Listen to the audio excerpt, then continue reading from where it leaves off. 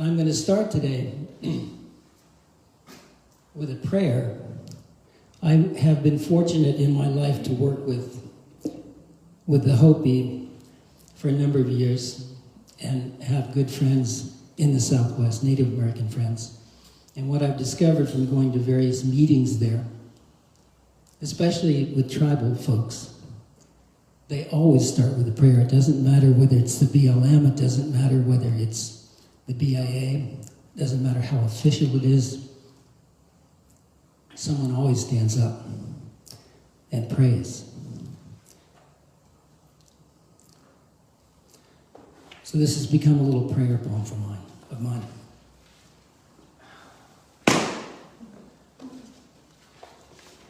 A recent poem, a few years old.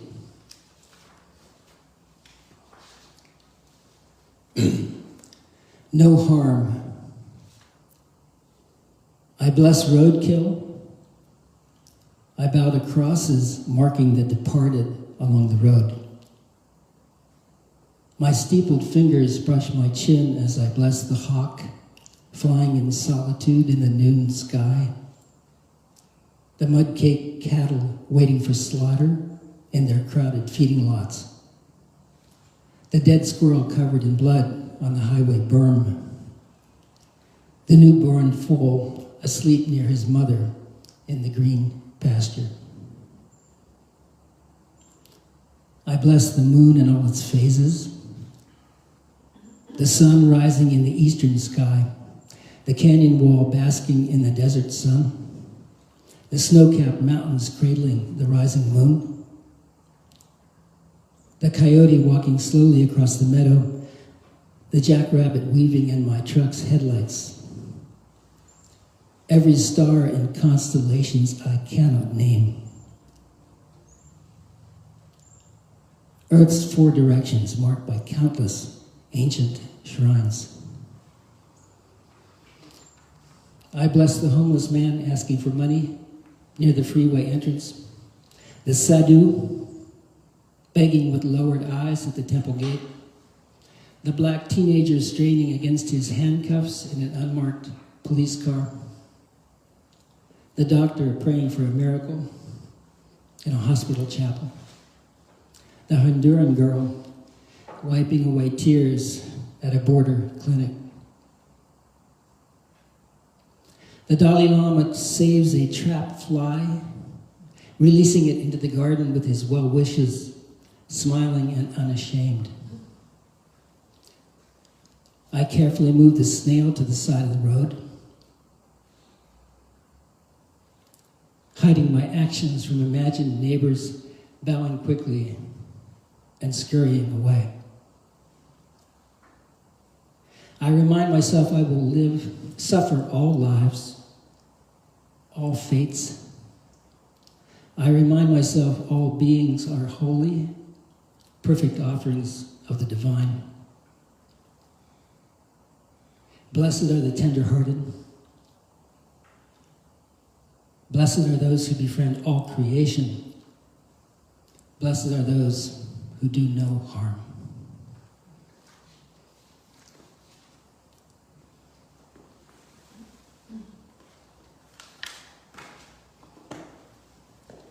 It's good for me to be bending over and standing up. It's good aerobics.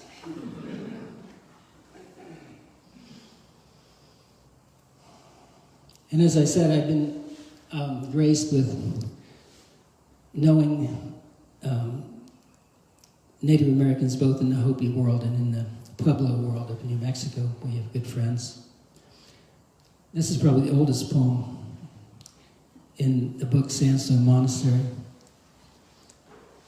And I'm reading this poem for the Hopi primarily because the equinox that just passed is a very important time. The solstice is a very important time to Native Americans. Most Native Americans are really aware. If you ask them, where is the sun rising? When is it rising? What phase is the moon in? They could tell you. It's part of their religion. So in this poem I mentioned Naim and Kachina. Kachinas are spiritual beings that bring fertility in life. They're still bringing fertility in life. But in Naima Kachina, they're going back to the west. They've been here in the summer and they're going back to their home in the Western Mountains. July 16, 1945 is when the first atomic bomb was exploded in New Mexico, Trinity site, for the Hopi. I believed it was the last day of Naima Kachina. I dreamed it was the last day of Naima Kachina. I dreamed it was July 16, 1945, and the priests were in their kivas. The walls of the kivas were shaking. Feathered altars were surrounded by bright lights. Pottery danced in the air. I saw painted erasers cowering at the foot of the mesas, sacred tablets shattering beneath dried corn stalks, fetuses twisting in their wombs. I saw a spruce tree thrown to the ground, a sandstone figure with a missing right arm, white men with binoculars. I heard talk of destruction, talk of useless desert and Trinity site, talk of a missing brother, an Anglo-Saxon mystic, a first ritual of power. I heard talk of ceremonies with wine and brandy, of a small people with dark eyes, of a sacred land without water. I awoke on a bed of corn with rain on my cheeks.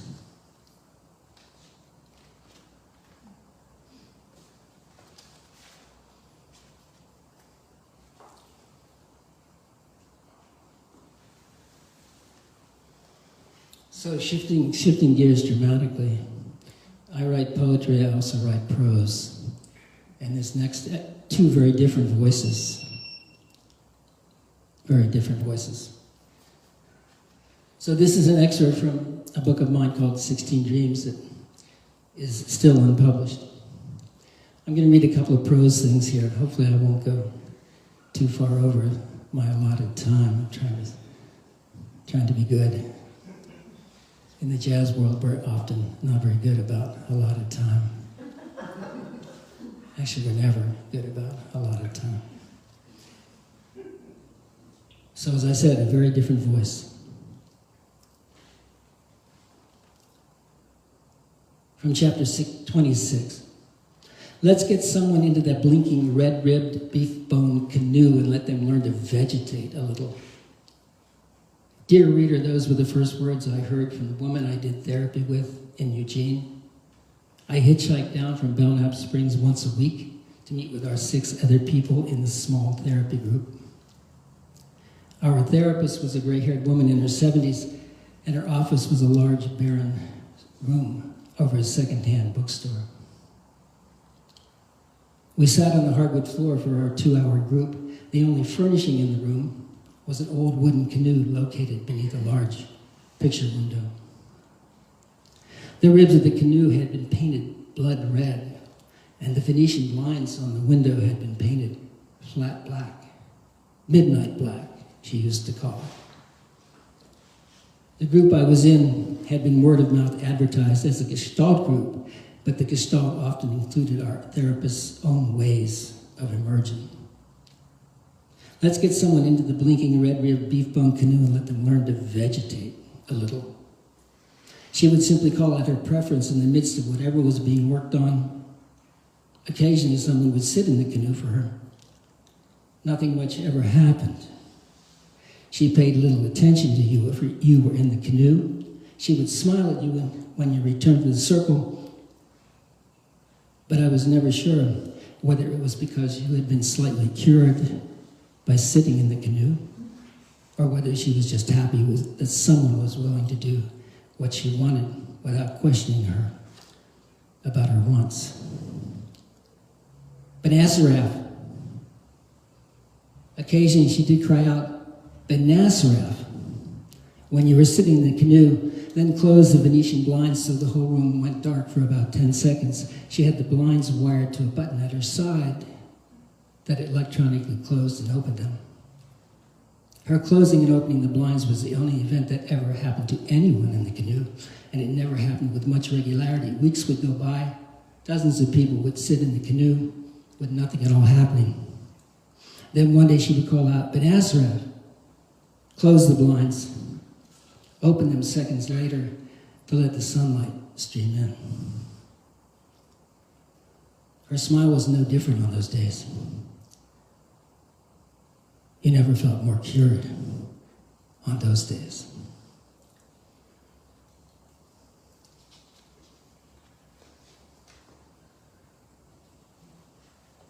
And another short excerpt fairly short, from the novel I have out, a novel called Jericho, came out many years ago. And somehow I still have original copies of it. Just saying. That's a whole other story. We won't go there.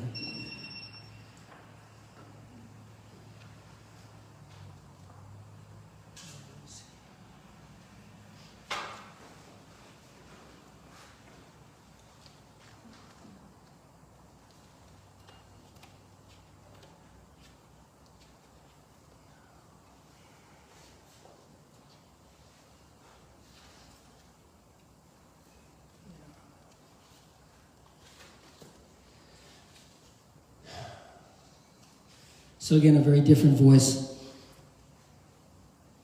Wilda speaking with Joshua. Wilda has just found out that she's pregnant. Unexpected. Joshua is ready to go with it. Wilda, not so much. I told her that we could let the life grow, that it had happened, and perhaps the happening itself would throw us onto a more certain course. Wilda became angry with me, spoke with an impatience I had not heard before. "You were not in the room for the initial examination," she said. "Were not there when the doctor told me that my tonsils reminded him of the sights off of 357 Smith & Wesson. I can still feel the barrel in my throat, the curve of the trigger guard rubbing against my clavicle when I run. Sometimes I dream of ramming my head against your knees, hoping the gun will be set off, sending the bullet scurrying up my throat into your thin lower legs. It is times like this, Joshua, that unleash my anger. I want to remind you of that anger.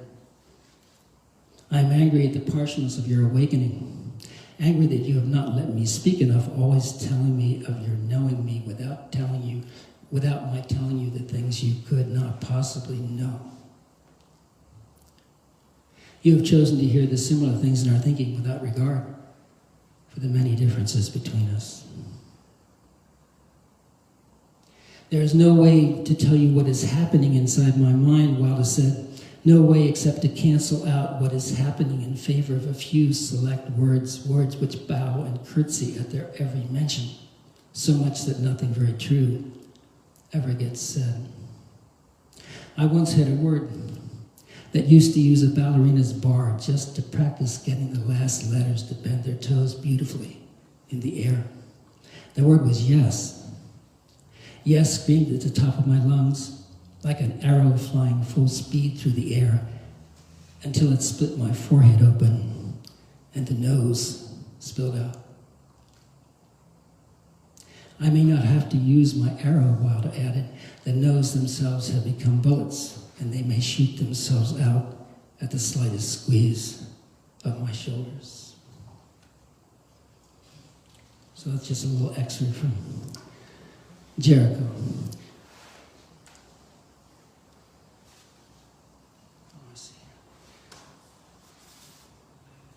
Trying to keep everything from falling up here. Yeah.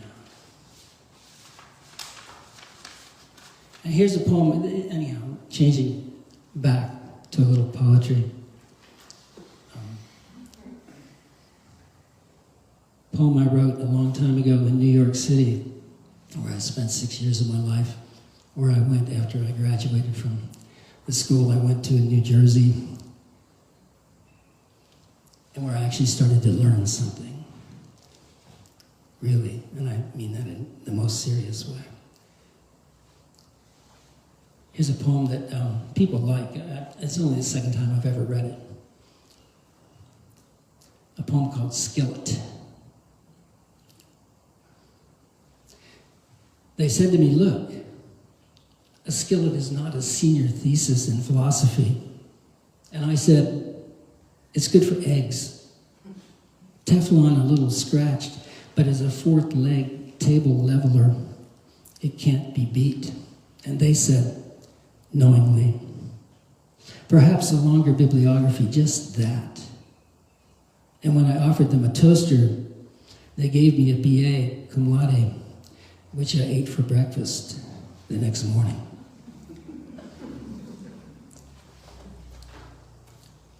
Skillet.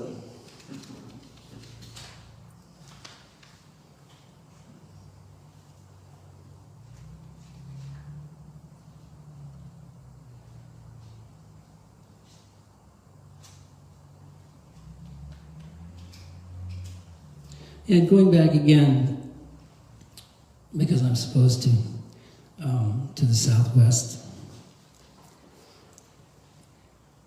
The place I go in the Southwest is called Chaco Canyon, Chaco Culture National Historical Park. It's probably the most important archaeological site in the United States. It's a World Heritage Site, but it is sacred land to the Hopi, the Zuni, the Laguna, the Acoma,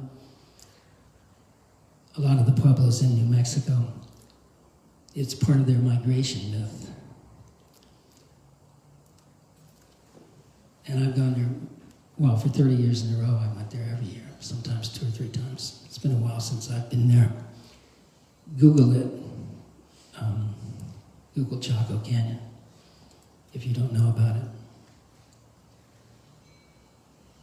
So this is another poem I don't read this one very often either. But I will.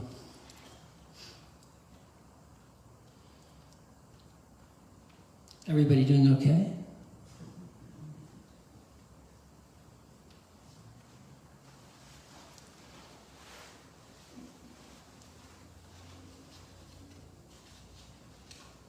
Yeah, this one, and I've got one more, or maybe 2 more, actually. A poem called Coming Home. Salt Lake City, heat rising off the asphalt below a 3rd floor balcony with a view southwest to Chaco. Across the shopping mall looms the Olive Garden, white people slow dining at a furious pace. Money flows from air-conditioned hands, menu choices tempt in dizzying abundance. A leisure class dines casually with non-leisurely appetite. In Bloomfield, New Mexico, at the Conoco station in the heat of late morning, I'm struck by the bustle, the gas nozzles constant in and out, the sun-darkened workers busy about their day. I sense the earth's slow energy, many layers beneath their feet, the quiet presence of a shrine, unrealized in their lives. Perhaps wild ponies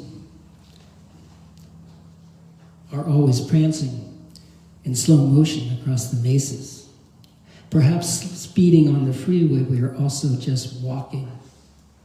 The power grids in the distance leading to ancient signal fires.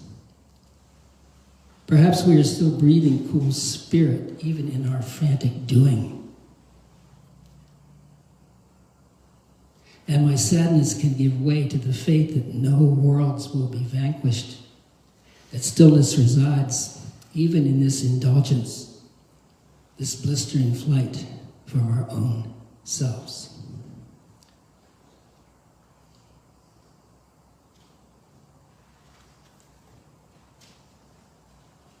And just to keep within a little bit, but within the time frame. Got one more poem. Yeah, I'll do that one.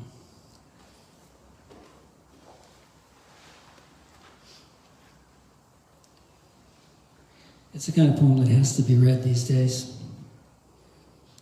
And I've done it in the last few readings. I'm always closing. It's kind of a bookend to no harm at the beginning.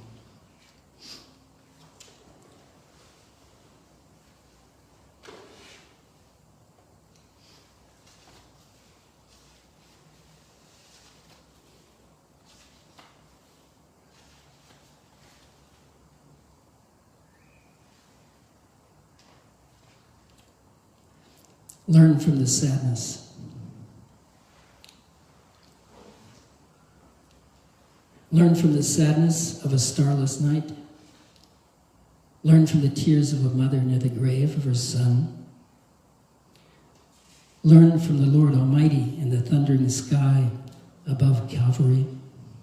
Learn from the Pharaoh asleep near his firstborn on a night scattered by screams, on a night shattered by screams.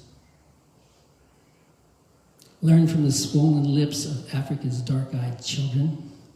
Learn from the families huddled silent in Central America's countless graves. Learn from the shadows on Nagasaki's walls. Learn from the toothless women walking to Hitler's chambers. Learn that sacrifice in the name of freedom leads not to the promised land, but to darkness. Learn you shall not buy freedom with another's death. Moses, you did not want to serve, living among gentle shepherds, beholding a God without voice, without demands. Until the flames entranced you, their righteous tongues talking loudly of bondage, shouting for freedom. Long red tongues licking the barricaded front doors of Egypt's dying children, as God shielded his eyes from the price of liberation. Moses, was it you on the low cross, wood still smoldering from that lonely pasture? Did you hear him cry out for his father as the world grew still? Cry out for his father as the world grew dark. Cry out for his father until the pink ember heart gave up its glow.